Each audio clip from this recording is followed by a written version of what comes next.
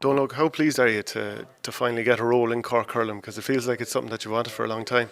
Yeah, well, look, I've been part of Cork hurling for a very long time. Um, Always happy to give to Cork. I know this is the first formal coaching role and management role, if you like. But over the years, anything that I could ever, or any players or management that would ever ask me to do anything, I'm only too happy to do it. I'm no different to any other.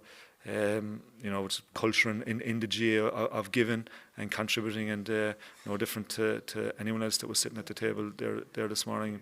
My motivation is to contribute and hopefully make a difference. So I was delighted to have been talking to the board for a couple of weeks about a number of different roles, and looked likely that one of those was going to happen in 2020. And when the minor came up, I was happy to do that also.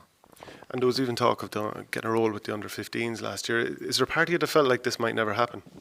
I don't know. I think that it's the way I live my life, to be honest, Shane, is I have a busy enough life, right? Like most people in the modern world, and to be honest, it's all about just moving forward. And there's challenges everywhere and in every aspect of life, and it's about finding those challenges and trying to do your best. And I would never have thought that. I think never say never. And it's so I would never have really felt that. That this wouldn't happen, but was there a chance? It mightn't, of course. We all know enough about life to know that things change and people change and circumstances change, and I'm just happy that where I am today, and I'm happy to be able to happy to be here, and happy to be contributing. And what sort of style do you want to bring to the Cork minor team this year? Obviously, you've been involved with Davy Fitz. You've probably had many other coaching roles as well. So, what is it that you'll be trying to do with this Cork team? I'll be just trying to do my best. I honestly think that there's a lot made of that, and I do think that people try to pigeonhole maybe characters into certain ways. But I'd be honestly doing myself a disjustice, and the role, if I was to say that there was any set specific approach to it. I have a very open mind towards the game. I think the game has moved on. It has always moved on and will always change, and there'll be much change come over the next number of years. And it was, when I was a player, I was often maybe we criticised for taking chances and maybe going for things and stuff like that. And I always believed in trying to merge that with a structured approach.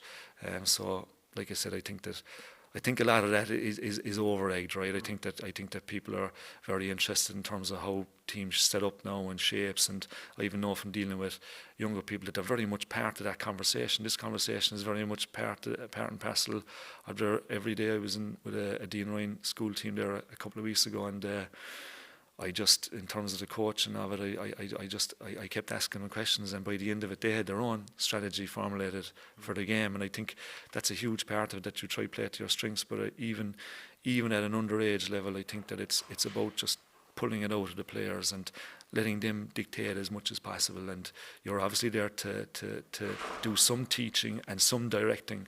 But very much my style would be, if I ever do go over to that side of if you like, that coaching continuum, I'm getting back over the other side as much as possible, because I do think in terms of the player's own mind. I know even when I look back at my own career, I think that the best way to learn is when you're in the thick of it and having to learn those things and develop those techniques yourself, and that's what real learning is about.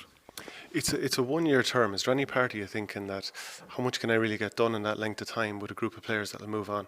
I think a lot of those players are only going to be there. A lot of minors are only there for 1 year anyway. So it's about just that's just a fact now, right? That's a scope of the mission, if you like, and it's about just all focus on that year and doing your best. Of course, there's constraints. There's always. We're well used to that. Anybody that's involved in the GA, that there's different teams are pulling on different players and stuff like that. But it's like any challenge, you just need to operate within in those constraints and those realities and do your very best. And I know that might sound like a kind of an obvious answer, but it is as obvious as that. In the past, I mean, your passion for Cork hurling has been fairly obvious, especially on a Sunday game at times. Your possible frustrations with the lack of underage success with Cork.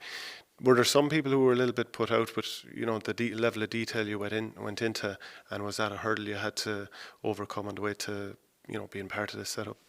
I don't know. Look, you've job to do there. It's you're right about the passion. I think that's part and parcel of nearly every GA player I know is passionate about their place, and passion in Cork has been no different to me. I grew up in an environment where Clyne was extremely important to me, and extremely important to the family I was born into, and the area I was born into. But equally as important was Cork. It's I said it on many occasions when I was a player. I was in the mid-2000s. I was captain, coaching, and leading, if you like, or one of the key leaders of a club, of our own club team in Clyne. But even at that stage, I would always say I have two clubs. I couldn't distinguish between both, because I think to give the proper recognition and commitment that's required at that, I've never made that distinction. So it's, anything that I would have said in the past would have been solely based on passion for it. And I think that one of the things that has excited me about this role is that the vision that was presented by the board, and the vision that was presented by Kevin and Tracy, and even Aidan's role, like as a player, I suppose I was always driven to try and get better, to try and learn. I always believed every day was a learning day. Believed that even into my days of playing with Cork, that it was about developing and learning and trying to progress, and spent many hours inside in different environment than we have here, but spent a big part of my life inside in Páirc Keeve, be it inside in the old gyms and stuff like that, or out in the field, and it was always with a purpose of learning. And what I've learnt about coaching now is I believe it's every bit as much a science as learning about a player. So I'll take no different approach to that. Every day is going to be a learning day for me. And just what do you make of Davy Fitz deciding to stay on with Wexford? I only ask obviously because you had that prior relationship with Clare. Do you think that's a positive step for Wexford? I think he deserves great credit for it. I do think it's a positive step for Wexford. I think it's, obviously I'd say he was tempted by other roles. But I think you can see the progress that Wexford have made over the last number of years, and I think from what I know, all of the players were very anxious that Davy would stay on. My views I've made them pretty clear on Davy many occasions. I think Dave Fitzgerald is a fantastic coach, but I think he's also a fantastic asset to the games. A small example that would be over the last couple of weeks. I like watching the rugby. I wouldn't be overly interested in anything like that, but like even Davy was still able to grab inches and headlines for hurling, and I think so I think that's part of why I'd be so positive about him. I think he's a great asset to hurling, and a great asset to the GA, and a fantastic asset that Wexford have been able to keep on board.